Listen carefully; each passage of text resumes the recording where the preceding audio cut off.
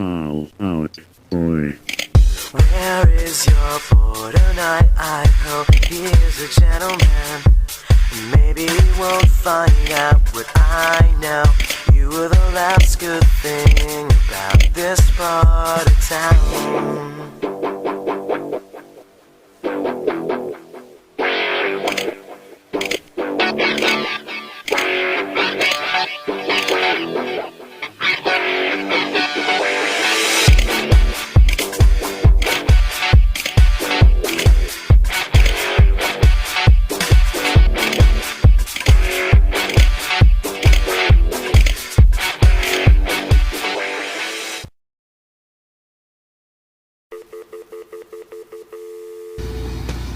So I think the cool part is actually starting the entire CD with the telephone being hung up. It's kind of like the, I think it's served to, it's like disorienting because when the whole CD comes in then it blasts it a lot louder. But also it has like the effect of like, I think the vibe of the CD just kind of being left on your own, to your own devices. I knew immediately that it would probably be the first song to start the record off because it just kicked in. I was riding in the car with Sean, and he's like, Sean was a producer, and he's like, yeah, man, the record needs to, like, kick in, just, like, you know, start off. And I'm like, all right. Yeah, so I played it, that's the only part that's played on a 5-string, actually, the bass. Like a secret that we're actually listening to this on the Xbox. Yeah, So you're it's not lucky, really on a stereo, it's on an Xbox. yeah, you're lucky we're not actually just playing the Xbox. This is the instead. controller. Yeah.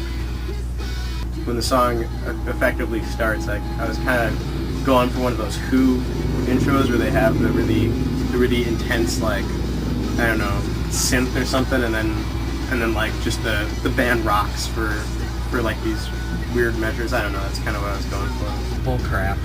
The song, like lyrically and the vibe of the song is probably one of my favorite to play. It's like the easiest to, I think, react to. I remember this chorus was like one of the hardest for us to get as far as like this record. A lot of it was like a product of tension between me and you, kind of, and that chorus was definitely like a part where we're fighting over words versus like the phonetic understanding of it, kind of, I guess. But anyway, back to the CD. So the chorus had gone through. This is my favorite lyric and almost in the record also. Oh, When You Catch Fire? Yeah, with Just to Put You Out, which I think was, I really liked. I remember like when we used to listen to Through Being Cool a lot, just like the way Chris Connolly kind of used these like bizarre, like horrid situations that could never happen in order to like kind of like take his mental revenge. It's like almost humorous, like it's like a dark humor, and I thought that was, I don't know, something that I always wanted to include in this band, kind of. See, that was one of the big problems for a long time, was naturally because I was a songwriter, I tried to write lyrics for a long time, and this record has a number of attempts. It's probably kind of cool, you know? Like a guitar. It is cool, man. This song and the song we'll get to later are the only two songs that operated in the style that we operate in now, which is Pete writes the lyrics and then I write the song. Yeah. All the other ones are attempts to try to figure out how to do it. So some of them Pete would have a lyrical idea and I would try to construct something out of that. Honestly, I wonder if this video thing is gonna cut to like we're live, us jumping off stuff and stuff like super like lame stuff like that. And one of the problems he was just talking about that kind of humor effect thing. He had this term brutal.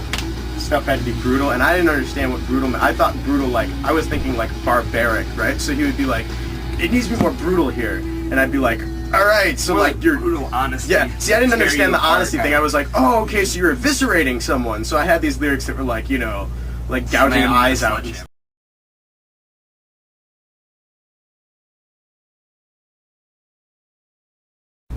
And then Now what song do we have? I don't know.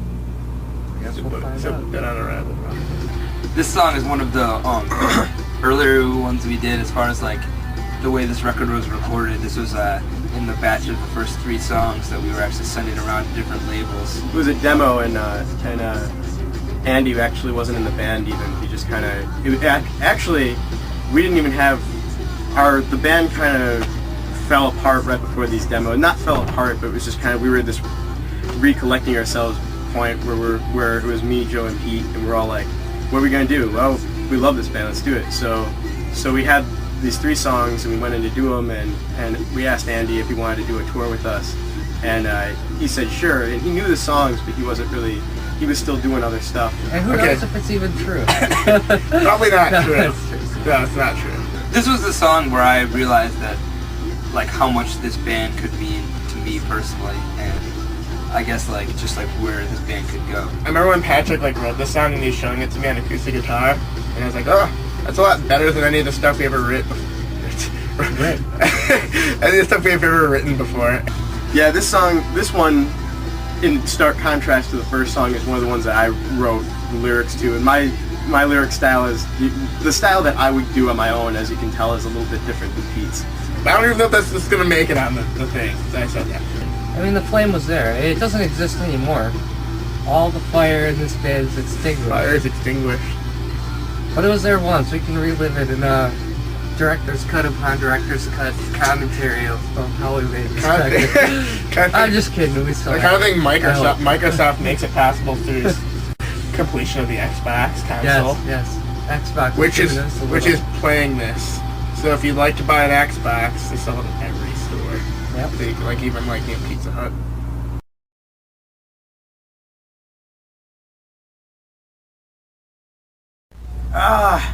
I hate this thing. The intro, Where's Your Boy? We had a big argument about it, and Sean won. Sean wanted me to do it, and he had the better idea, obviously. Because in retrospect, it sounds better, but I remember not liking it at the time. Shows how. For the record, Where's Your Boy was almost called Where Is Your Man? Not true. That doesn't exist. Yeah, that happened. It's true. I- Again, the way I write lyrics, because I don't think like that. And Pete was like, yeah, you should probably do boy, because you're like 17. I was like, all right, okay. Where's Your Man tonight? Because we're not writing, what's it called? What was that? In Vogue? We're not in Vogue. We should be. I really should be in Vogue. It's a very catchy song. It's a very Yeah. poppy song. We're happy with it. I mean, it's, Oh, definitely. Not that you we know, it's don't- gotten me a lot of cars. Oh, yeah. So many cars. The interesting thing is this song almost didn't make it on the record. I absolutely hated this song when we were recording it, and I think Patrick wasn't as fond of it either. And me and Patrick fought pretty hard for it to not be on the record. And now, in retrospect, I like it a lot, and I think I like it more because of what it means to people and like how much it means to people. Yeah, we got a lot of metal riffs that we're trying to unleash for the next record. Yeah, definitely. Not for this damn song. We can't I mean, do it. You can never be the writer and like your own stuff. It's in a cook. Yeah, you can't really like your stuff better than anybody else's, So I'd rather listen to somebody else's song because I wrote this song, And because of that, like, you have this like attachment. Well, that was weird. I did it like Chris Farley. You have this attachment to songs that's too intense, kind of.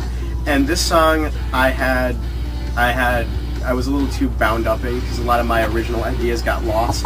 We just wanted How to many make cars sure do I have not now? to- I don't know, 500,000? A lot of cars.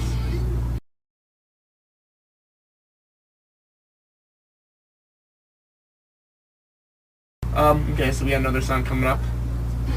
Oh, this is the I'm Good to Go song. I'm good to go. Or whatever. Homesick in Space Camp. Oh, something is. This was one of the Alright, original three. I'll be honest. I was about to call this song Saturday. So that shows you how much I Wait, am. it is Saturday. This is Homesick in Space. No, it is. This I'm is good to Saturday? go. Yeah. Whoops. If any song at some point represented Fall Out Boy in this era, Saturday is definitely one of them, like, for a lot of different reasons. It was one of those songs that because I write, so this one I kind of wrote and I figured no one was gonna like it, so I didn't even show it to the guys. It was one of these last minute, hey, you got any other things? So I showed it to them. It was kind of just for me, so the chorus, really the chorus, this part, and actually this whole section was pretty much written without the word Saturday. That was kind of added later because I was just kind of mouthing words and that just sounded good. That shows how much I know. I guess. I'll be honest. That was a lucky guess. So I had this thing about graduating because I was like, man, I'm gonna graduate and I'm a failure. I got nothing going for me. So that's kind of what the song's about for me on my end. And then I took it to Pete, and from there the song, like, we fleshed it out, and it's really one of the first, like he said, it's one of the first collaborations between us where it's really both of us going off about it. So the verses are the two of us sitting at Smart Studio on a couch going like, how about this? I had it written originally was Pat and I. And for anybody who knows, Patrick doesn't like to be called Pat, and he can't sing Pat and I, so that's how it became Pat and I. And we had a joke about me slipping myself into the song. I remember talking with Patrick about like being the pop punk queen, with like in the aspect of the harmonies he did and stuff. This is probably one of my favorite parts for Fall Out Boy in general. Just how I think it just really came together very well. Like as far as screaming, I think I have a heavier scream than a lot of people kind of in the genre of music we play. So it was interesting trying to figure out how to work it in with Patrick's voice and have it not seem so much like they were attacking each other, and they kind of like went together. Because at the same time, I think Sean brought out some kind of warmth in the scream, like where it's like kind of just like it's like this sounds thing like one there. voice. It's like another almost. and it's like another instrument kind of. It's like another layer rather than this really abrasive thing that's just kind of attacking you.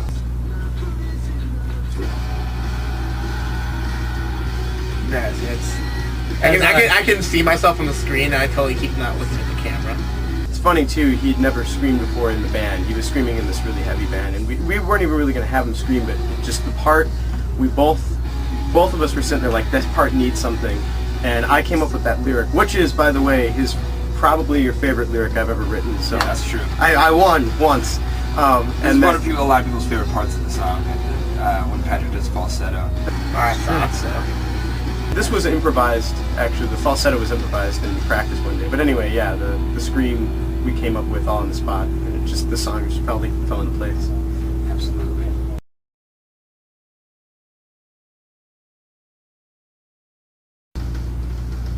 This is Homesick at Space Camp.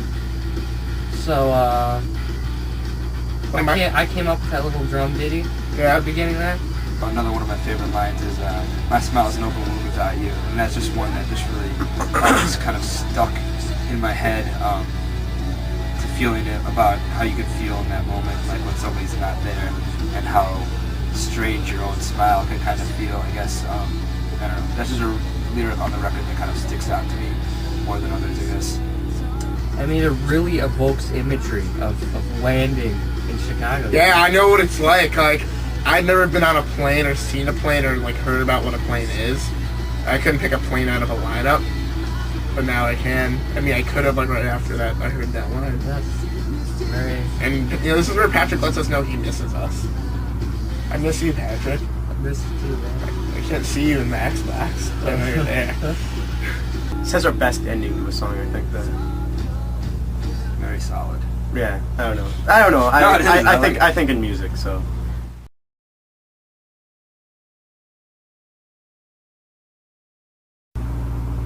Oh, next song. Next song. My Inside the Copyright Kill Make 'Em Gold was actually almost an Arma Angelus lyric. Yeah. Listen to Arma Angelus. Check it out just for reference. That's Pete's old band. Yeah. Is it? Oh, there's no more tape. No more tape? Yeah. Okay, good piece. But yeah, this song, it's really funny that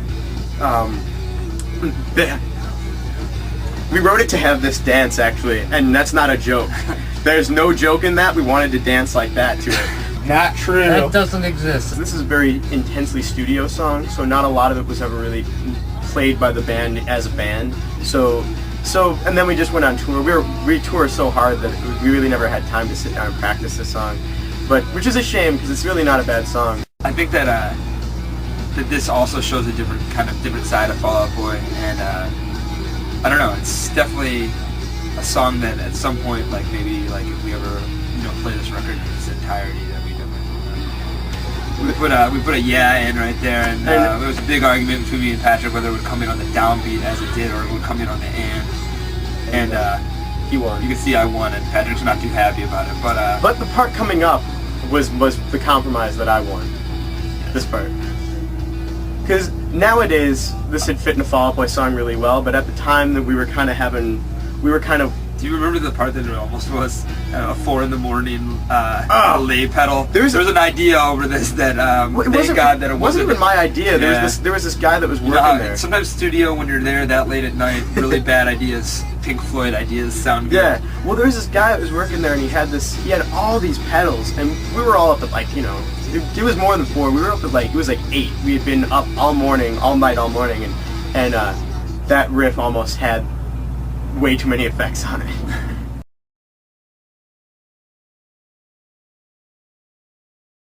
Alright, we're gonna have to do the rest. I don't have one more tape. We'll have to do the rest later. Okay. This is actually a song where the verses are mine and the choruses are Patrick's. Well, and the pre-chorus, this is weird. The pre-chorus, this section, well, no, this section kind of, and then there's a bridge later on, were sections where Pete had gone like, I want, because Pete's really particular about words. He's like, all right, you can go nuts, but I want it to be on this subject, and I want it to be about these words. Like, just take my ideas and make a song out of it. This is one of the experiments with that. And it worked pretty well, but it was so intense labor-wise that I'd never want to do it again. Bull crap.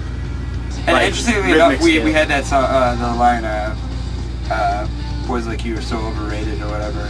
And soon after we recorded this, the Take It Back Sunday record came out, and we kind of realized that we had a very similar line. And Adam came up to us, we played some shows, and was like, "Are you guys making fun of me?" And we were like, "No, we recorded that independently or whatever." So it ended up being like really, I don't know. It's a cool thing that ideas are similar. And It's whatever. weird. I don't know. When you record a record, you don't really think about that possibility that other people have thought the same thing or have possibly written the same thing or not the same thing, but just come from the same point and ended up at a similar. So it's kind of cool to see that. Now this section is the section that this is where I told him I wanted a certain thing, and this is what I feel like could be like one of the most powerful sections of the record, and I argued very hard for it.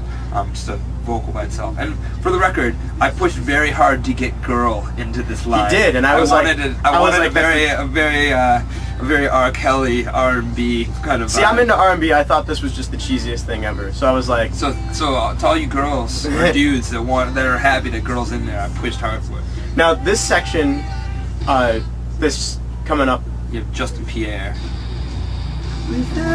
That's Justin from Motion City. He wrote that part. He wrote that vocal melody and the lyrics himself. We had gone away on tour, and we had tried to get him to come out and do a part, and he just didn't have time. And we come back from tour, and Justin and Sean are friends. And Sean goes, "I got a surprise for you, man." I'm like, "Yeah," and he played it for me, and it was probably one of the happiest moments on the record. Was I love Justin's voice. I absolutely love it, and it just really made fits the part. Yeah, and I like the way our voices sound together, and I just love his voice. His voice is amazing, and it filled out the song. And this song stands today as one of my all-time favorites.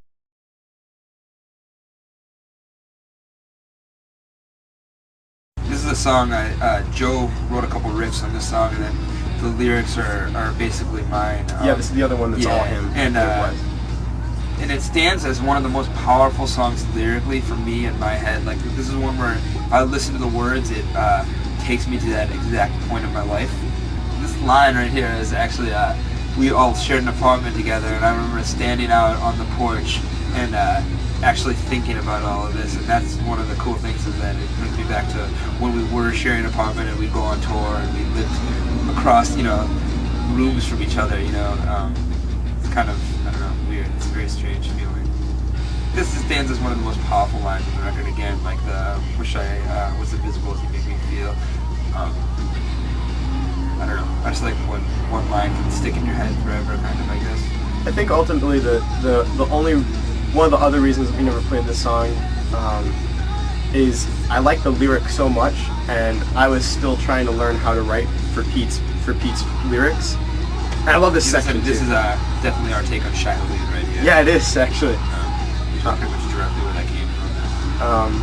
But yeah, I like Pete's lyric, and I don't know. I've been working on building better songs around it. Props to Joe.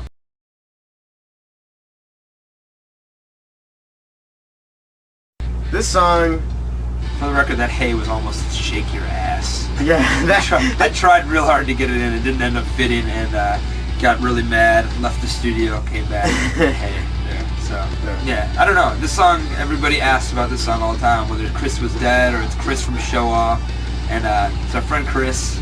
Hey Chris, who was coming to all our shows from the very beginning, and it was just really he was just a great guy from the beginning.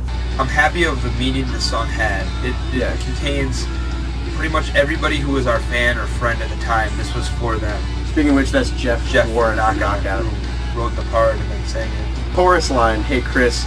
It was Joe and I were sitting in the kitchen of our apartment one time, and he was talking about like, yeah, we should write a fan appreciation song. And I was joking about the fact that at the time our only fan was our friend Chris. And I was like, yeah, our song would be like, hey Chris, and that's literally how it happened.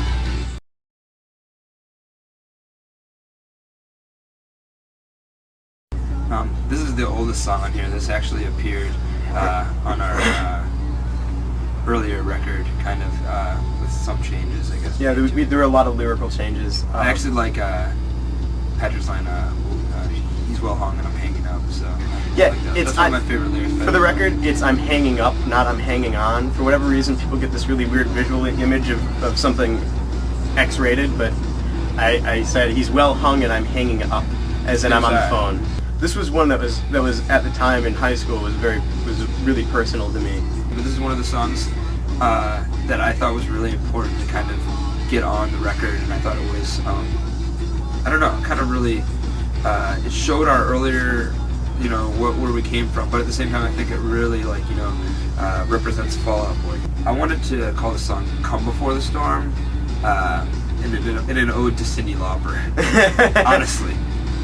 Sean really took a chance, I think, with us on this record. He paid for a lot of the studio time out of his pocket, which is pretty amazing. So yeah, he will always be indebted to him for being one of the first people to believe in us. This was an idea of mine. It's one of my earlier ideas for Patrick to do, to sing the chorus without music going. I really felt that was, again, powerful, kind of. I like that Pete brought that one up to me really early on as a suggestion. Sometimes we don't. It's like just one of those tools that we have in the Fall Out Boy bag to drop out the music and just have the starkness of the lyric, so that if the lyric means something, it'll mean something there. This is, again, I think I did so many screaming tracks here, and kind of got a screaming harmony going here. It's true, actually. He there's like probably about 5 or 6. You look in the Pro Tools and there'd be like 5 or 6 vocals of screams. No, that's not true. That doesn't exist as Pro Tools. And he would do like a really deep one, and he'd do a kind of high one, and it would kind of blend together. And then I'm doing harmonies, so there's like, it's very powerful. I think it gives it kind of like a wall of sound.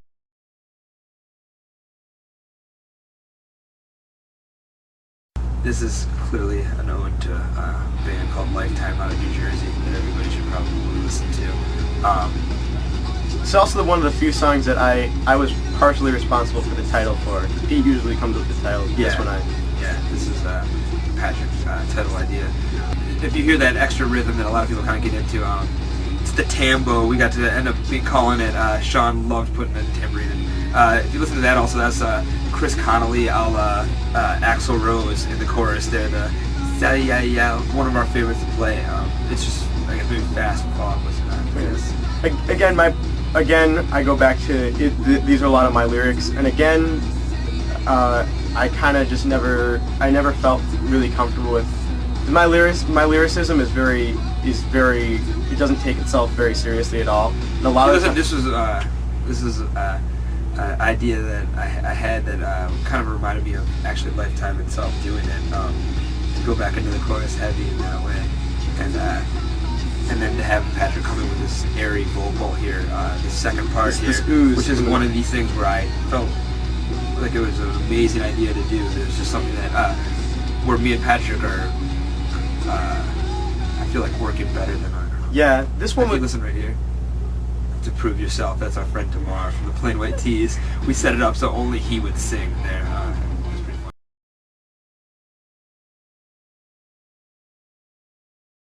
This song is another one where you're singing real high for you right here. Yeah, and this one ultimately my voice grew into. I can sing it now, but at the time I never sang, so this was out of the range that I used.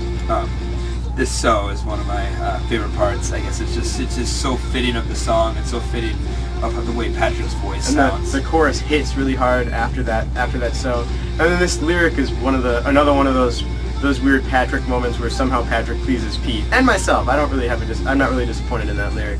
This chicka right here is we spent a lot of time on chickas in this record. Yeah, Just chickas and slides. That's what we call those things in the studio. I know Sean would be like, we need a chicka part right here, like where the band just goes like chicka chicka chicka. This is again a bastardization because Patrick's is the first verse and mine's the second verse. I kind of like his verse better the way because it's not the way I think. So I had to come up with it kind of came up with a cool rhythm to accommodate his lyric.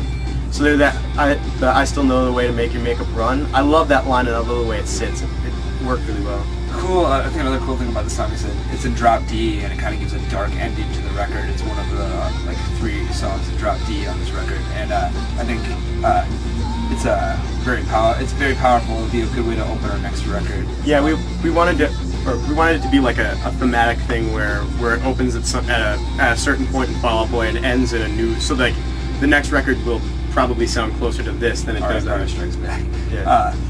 That take this to your grave line there is just one of the most powerful lines in the song, and I think that's how it ended up being the title. It was weird. He had decided he had suggested it. And we all decided that would be the name of the record, and then I put it in. That scream was probably the last thing I ever did on here, and just was something that was just monstrous after Sean recorded. Yeah, It was kinda cool. that was the one thing my girlfriend was like, "Oh, it makes you not sound wussy." but yeah, I this song. love this. Yeah, I love this as an ending for the record. This song, It's amazing. yeah, and I don't know. Again, like I said, I wanted to kind of foreshadow things to come. So I don't know. It's just such an ominous ending. It's very dark. It's cool because every song I think has its own vibe, but you don't want to skip any song on there. Hopefully, I really like this fade out where it just fades forever, and it doesn't go to anything. It just fades. yeah. Originally, after this, we had the outtakes of this record, which will hopefully end up on this reissue of the CD, and dance remix of "Where Is Your Boy," which I don't know. I guess in retrospect, after having listened to this record, it's something that I'm really proud of that we did with no pressure on us at all. And like when you hear every single voice sing "Where's Your Boy," it's just an amazing feeling, I guess. And things just turned out so much differently than you ever expected them to be. Each song kind of has its own personality, and when you're going into recording it, and then when you come out recording it, the songs just take on their own, almost like I said before, personality, where they become other things and become other songs different than what you thought they were going to be. You write them to sound like something, and then they end up being their own song.